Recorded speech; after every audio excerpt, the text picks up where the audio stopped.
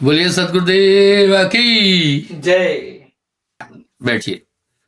ते सुंदरई न सोहई संकाधिक के साथ कभू दाग लगावे काली हांडी हाथ। वाह, साहब की वाणी में इतना ज्ञान है, अद्भुत। सुंदरी नहीं सोहई संकाधिक के साथ।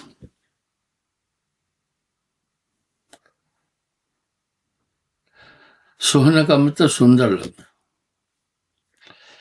कभू दाग लगा वही कारी हांडी हाथ। काली हंडी है, कितना भी सतर्क रहना, कहीं ना कहीं दाग लगा देगी। तहिया गुप्त असूल स्थूल न दिया। सभी महापुरुषों ने एक बात सर्वमत से कही, संसार झूठा है, संसार नाशवान है, ये माया भी भ्रमजाल है।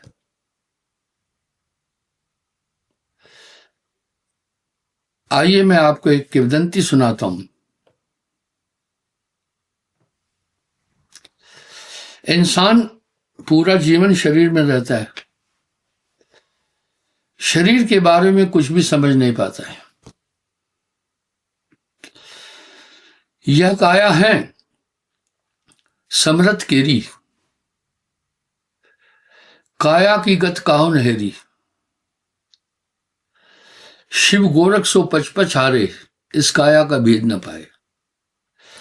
एक बात आप सुनिए, मैं अक्सर इसका उच्चारण करता हूं। हम आत्मा से तो एक हैं ही हैं, आत्मतम सर्वभूतेषु, पर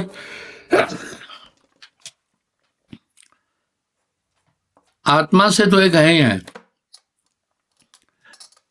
शरीर से भी एक है।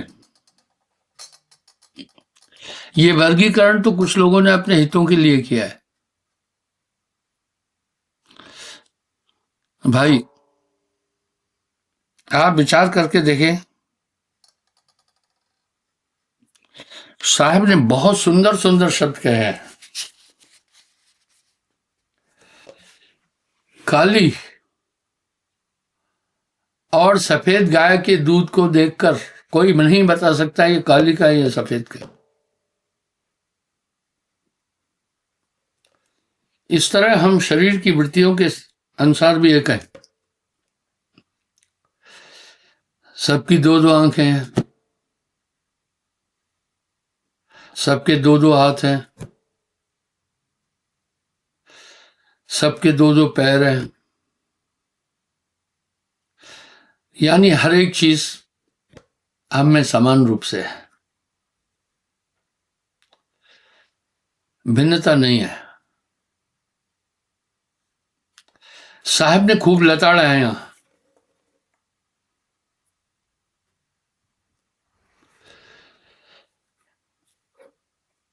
जो तू ब्राह्मण ब्राह्मणी जाया और राह से क्यों ना आया, जो तू तुर्क तुर्कनी जाया पेट में सुन्नत क्यों ना कराया। ये वर्गीकरण मनुष्य ने अपने अपने हितों के लिए किया है। मैं नास्तिक नहीं हूं, नहीं स्वामीनाथन वेरियार की तरह मैं ऐसा कुछ कठिन शब्द बोलूंगा, पर साहब ने जो कहा वो तर्क युक्त है। हम सब वृत्तियों से भी एक है। मैं स्त्री और पुरुष में भी भिन्नता नहीं मानता हूं।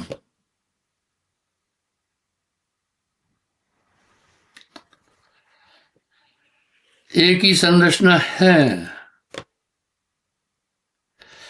एक ही माटी से घड़ा बनता है और सुराही बनती है। सुराही स्त्रीवाचक है, घड़ा पुरुषवाचक है।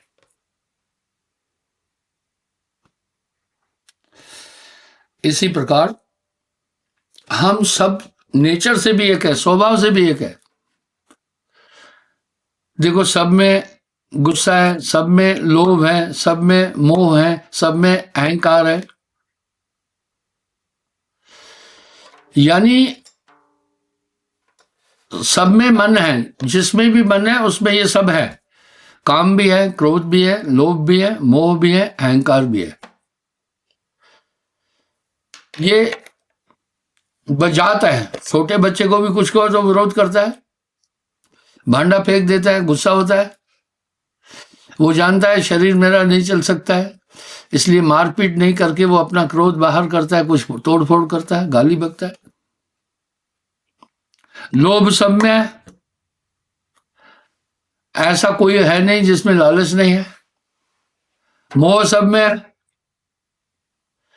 छोटे बच्चे में भी देखिए मोह है। सम्यक रूप से सब में वो चीजें हैं।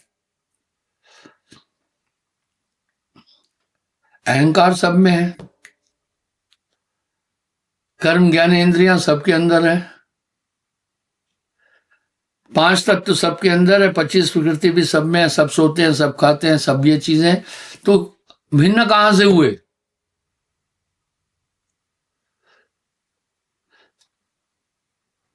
ये काले गोरे आदमी कैसे होते हैं? ये सिर्फ भौगोलिक स्थिति है। जो भी लोग, जो भी देश उत्तरी ध्रुव के नीचे हैं, वहां सूरज की किरणें तीक्ष्ण पड़ती है, इसलिए वो काले हैं सब। आप दूर न जाएं, हमारे ही देश में देखें, दक्षिणी भारत जो है थोड़ा सा उत्तरी ध्रुव से नीचे उतर रहा है, थोड़ा सा, वहां सब काले हैं। इस तरह 25 प्रकृति बदस्तूर सबके अंदर है।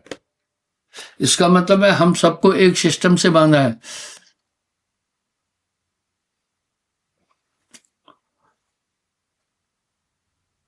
सब में 5 तत्व 25 प्रकृतियां हैं। विष अमृत रहत एक संगा, सब में क्षमा भी है, सब में क्रोध भी है, सब में दया है, हिंसा भी है। सब में प्रेम है तो घृणा भी है। सब में त्याग है तो आसक्ति भी है। वाह! साहब कह रहे हैं विष अमृत रहत एक संगा, मलयाग्र में रहत भुजंगा। सभी वृत्तियां सब में समान रूप से है।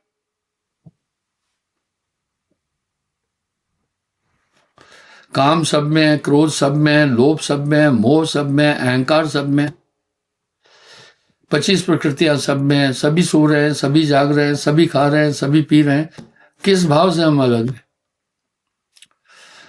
आप अगर थोड़ा तार्किक दृष्टि से देखेंगे तो आपको पता चल जाएगा। मन सब में है, मन की वृत्तियां और मन के चारों रूप भी सब में है। सब में मन है, इच्छाएं कर रहे हैं, सब में बुद्धि है, सब निश्चय कर रहे हैं, सब में चित्त है, सब याद कर रहे हैं, सब में अहंकार है, सभी क्रिया कर रहे हैं। हम सब एक है। इसलिए ये धर्म भी एक बात कह रहे हैं, पता है क्या? सैशन, किसी को आप नफरत नहीं करें, किसी को आप तकलीफ नहीं दें, सत्य और अहिंसा की बात कर रहे हैं। आपसे थोड़ा सा कोई कमजोर है तो आप उसको सता नहीं सकते, पाप लगेगा। पाप पुण्य की व्याख्या भी धर्म शास्त्रों में है।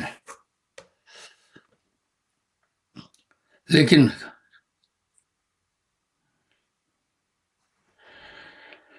इसमें विष अमृत रहत एक संगा, विष अमृत एक साथ है। देखिए, सब में शील है तो उदंडता भी है, सब में दया है तो हिंसा भी है, सब में प्रेम है तो घृणा भी है, सब में शांति है तो अशांति भी है, सब में आसक्ति है तो मोह भी है। एक ही मटेरियल से सबका शरीर बना है। वैगर वैगर नाम धराए एक माटी के भांडे, एक माटी के भांडे। इस तरह सब में आत्मा भी है। सवाल उठा और कौन सी चीज हमको प्रभावित कर रही? संग।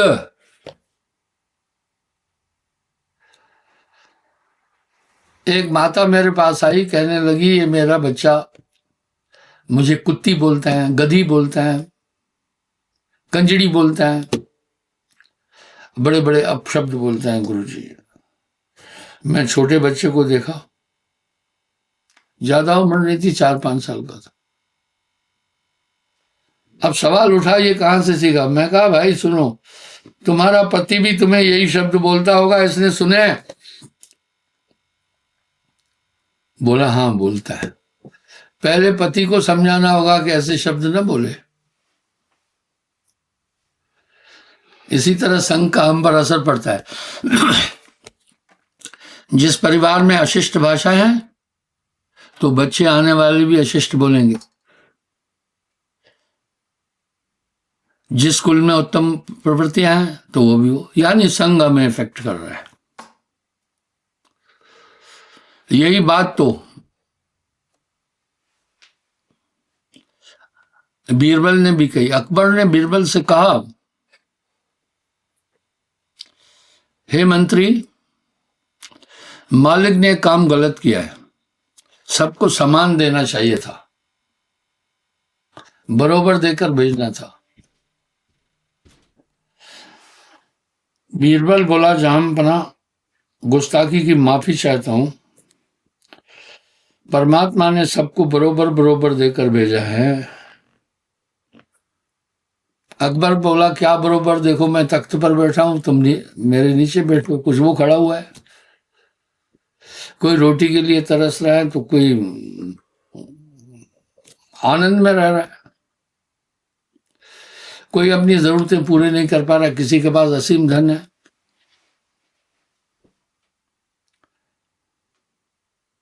बीरबल ने कहा, हुजूर मैं माफी चाहता हूं, मैं अपनी बात दोबारा दोहरा रहा हूं कि परमात्मा ने सबको बरोबर दिया है।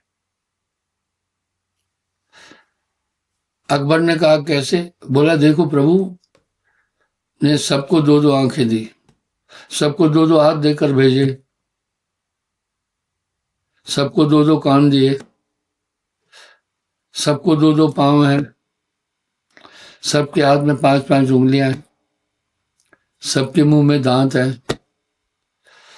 अलग बात है कि हमने, प्रभु ने तुझे करदान दिए, सब वांछित वस्तु विधान किए, कुछ तो उपयुक्त करो तन को, नर हो न निराश करो मन को। राष्ट्र कवि मैथिली शरण गुप्त की ये कविता है। हाँ, इसका किसी ने उपयोग ठीक किया, किसी ने नहीं किया, ये दिगर बात है, पर परमात्मा की तरफ से दी गई दात सबको बरोबर है। साहब भी कह रहे, धन भाग जगीरे, मानुष देह मिली रे मिली। अरे मनुष्य शरीर मिला, समझना परम भाग्यवान हो, अति दुर्लभ है। अब आप इसका इस्तेमाल कैसे कर रहे हैं आपके हाथ में है। मैं एक उदाहरण देता हूं। मैं करीब 5 लाख किलोमीटर गाड़ी चलाया हूं। मैंने 20 साल तक गाड़ी चलाई। बाद में गवर्नमेंट ने कहा 65 साल के बाद कॉमर्शियल व्हीकल नहीं चलाना है। मैंने अपनी एक आंख में थोड़ा सा फर्क अनुभव किया, मैंने गाड़ी चलाना छोड़ दी। हालांकि लाइसेंस अभी भी है मेरे पास, 2026 तक मेरे पास अभी भी लाइसेंस है, पर मुझे ड्राइविंग छोड़े 10 साल हो रहे हैं, 8 साल हो रहे हैं।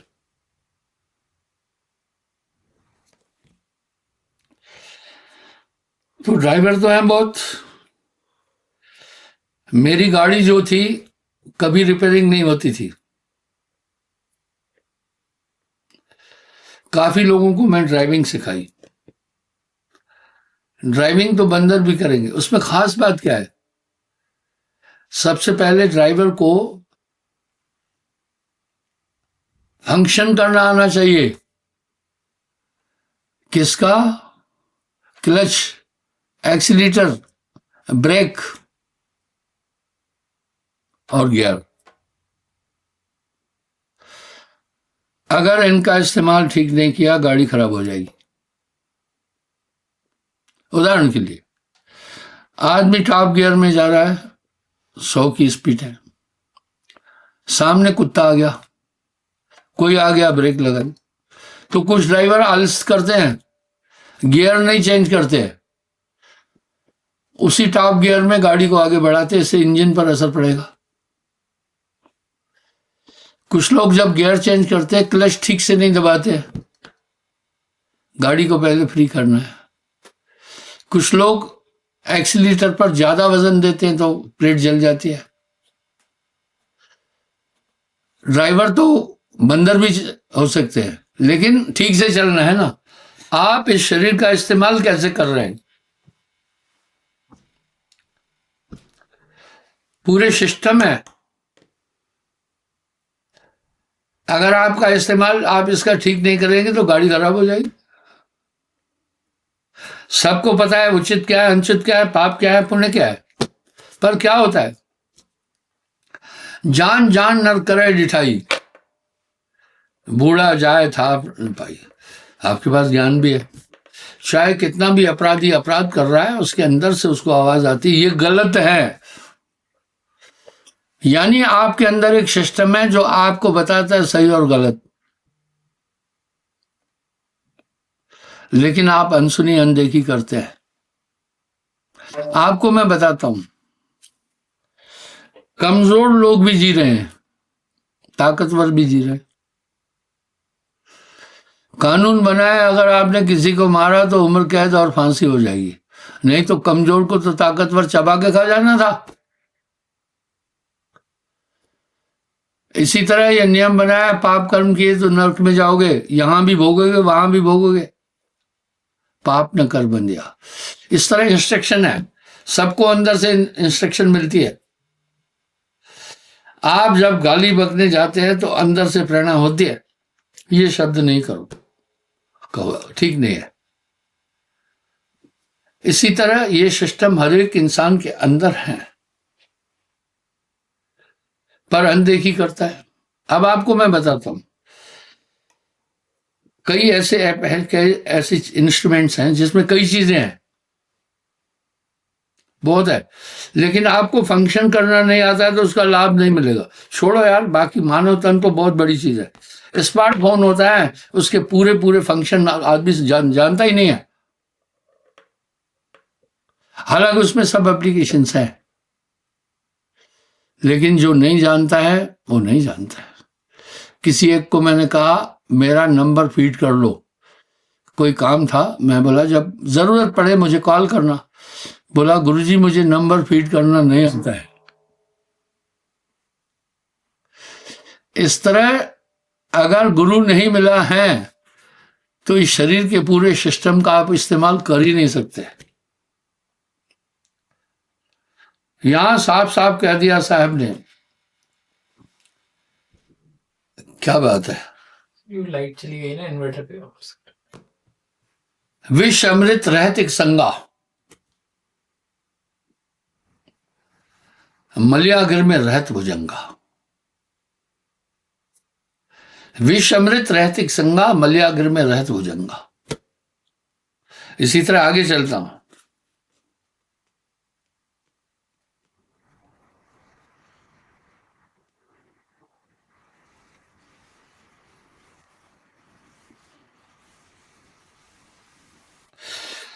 मूस बिलाई एक संग, कहो कैसे रह जाए। अचरज देखा देखो संतो हस्ती सिंह खाए। वाह,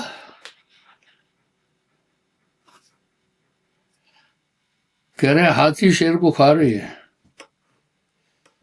मूस बिलाई बिलाई खाए, मूस बिलाई एक संग, कहो कैसे रह जाए। मूस चूहे को कहते हैं, बिल्ली को खा रहा है, अचरज नहीं है। इस आत्मा का कोई कुछ नहीं बिगाड़ सकता। इतनी सबल है। हंसा तू तो सबल था, हंसा तू तो सबल था, अटपट तेरी चाल, रंग कुरंग ते रंग लिया, अब क्यों फिरत बेहाल।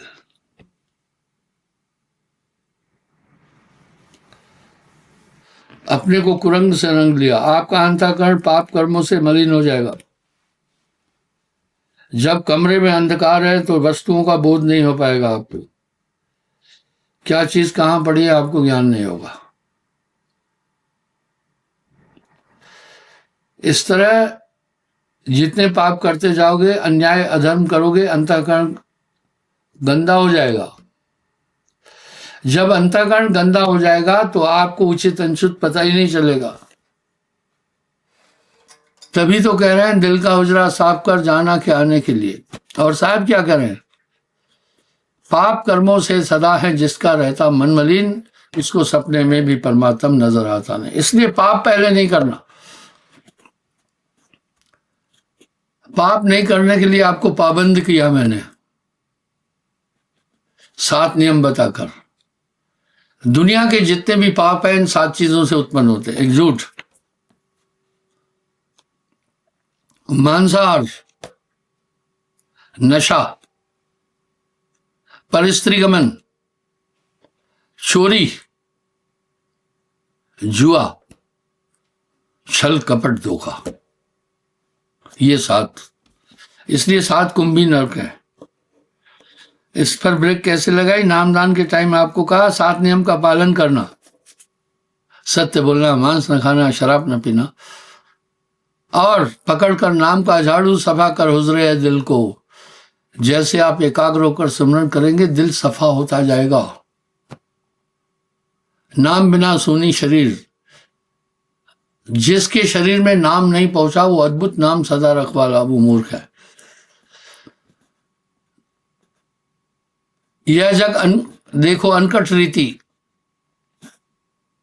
जपे न नाम कहे हम ऊंचा है, ऊंच वही जो नाम है जाना, बिना नाम सब नीच पखाना। इसलिए जब आप सुमरण करते हैं उस समय आपका अंतःकरण प्रकाशित हो जाता है। यही तो गोस्वामी जी कह रहे हैं, नाम दीप धर देहरी जो चाह सो जियार।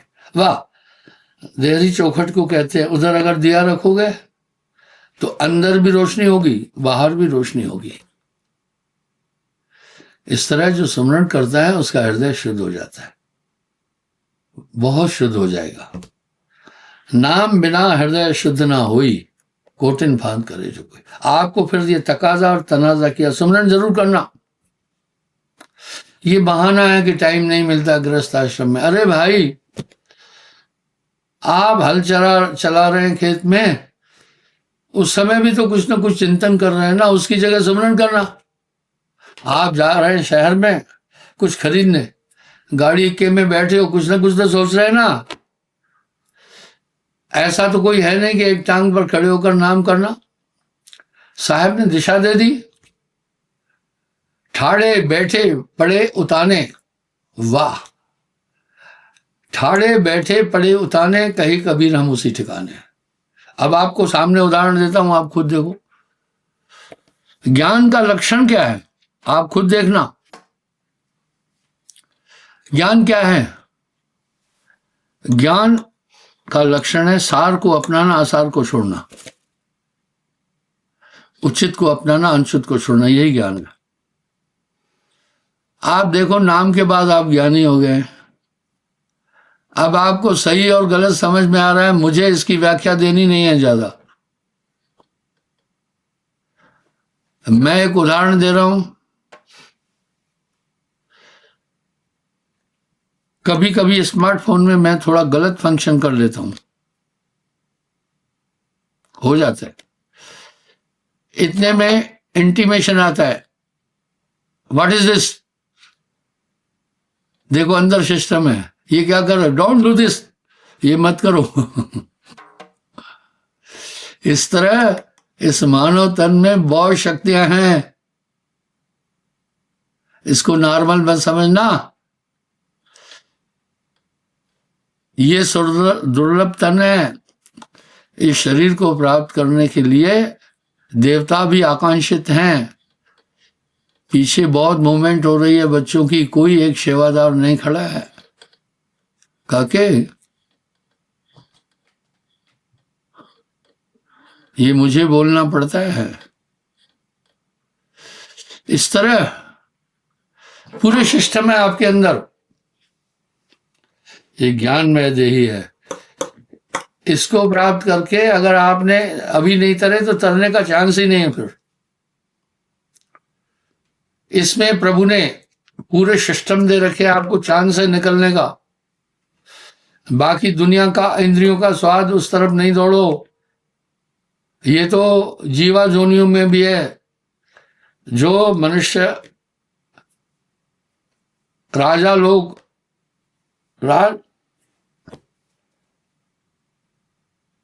रानियों से सहवास करके राजभवन में जो आनंद प्राप्त करते हैं अपने शयन कक्ष में, वही आनंद सुअर सुकरानी के साथ कीचड़ में भी तो कर रहा है।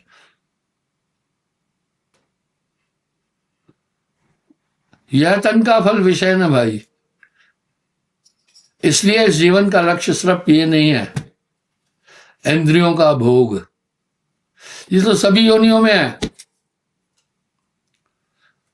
आपको ये दुर्लभ तन बहुत मुश्किल से मिला है। आप इस मानव तन को समझना, ये 4 दिन के लिए सिर्फ भजन बिन बीतल जात घड़ी। और यही वक्त है, यही है मेला। आप ध्यान भजन बुढ़ापे के हवाले मत करना। बुढ़ापा बहुत नकारात्मक कोशिश है, अवस्था है। मैं उदाहरण देता हूं। मेरा कैशियर पीएचडी है, लेकिन बुजुर्ग हो गया है। वो 40 साल हमारे पंथ की सेवा किया, अभी भी वही है, ईमानदार भी है। तो किसी गांव में कुछ हमारे लोग परेशान हुए, क्योंकि लैंडस्लाइडिंग हुआ, बाढ़ आई, ये किसी के घर गए। तो उसने मुझे कहा 3 आदमियों को 12-12 हजार देना है। मैं बोला 12 तिया, बोला यानी एक पीएचडी आदमी 12 तिया 36 नहीं बोल पाया। क्यों? वो थोड़ा सा उलझन में पड़ गया, मेमोरी लॉस हो गई है। आगे पूरा मामला गड़बड़ हो जाएगा। यही वक्त है, यही है वेला। ये ब्रेन भी काम नहीं करेगा, कर्म ज्ञान इंद्रियां काम नहीं करेगी। न उठते बनेगा, न बैठते बनेगा, न लेटते बनेगा। आगे सिर्फ पीड़ा ही पीड़ा है। तो साहब कह रहे हैं भरी हो वन में, शीलवंत कोई होए तो होए। यही वक्त है। आप सिमरन भजन और मोक्ष की प्राप्ति का साधन बुढ़ापे के हवाले मत करना। ये बुढ़ापा नकारात्मक अवस्था है, क्योंकि झुकेगी तुम्हारी कमर मगर धीरे धीरे, घटेगी तुम्हारी नजर मगर धीरे धीरे, गिरेंगे तुहार दतवा, दांत गिरेंगे मगर धीरे धीरे, मौत आएगी करीब मगर धीरे धीरे। भैया तो साहब कह रहे चेत सवेरे बावरे, यही वक्त है, यही है वेला। माया और मन आपको उलझाएंगे। क्या इंसान जिंदगी जी रहा है? पहले तो संघर्ष जन्म कर लेकर करता है, फिर शादी ब्याह करता है, बच्चे हो जाते हैं, फिर उसी में उलझ जाता है। फिर बच्चों को पढ़ाना लिखाना, चलो यहां तक भी ठीक है, फिर दोतरू पोतरू आ जाते हैं, और बच्चे से ज्यादा दादू दोतरू पोतरू से प्रेम करते हैं। जन्म तेरा बातन बीत गयो, तूने कभो न नाम जपे हुआ। यही माया है।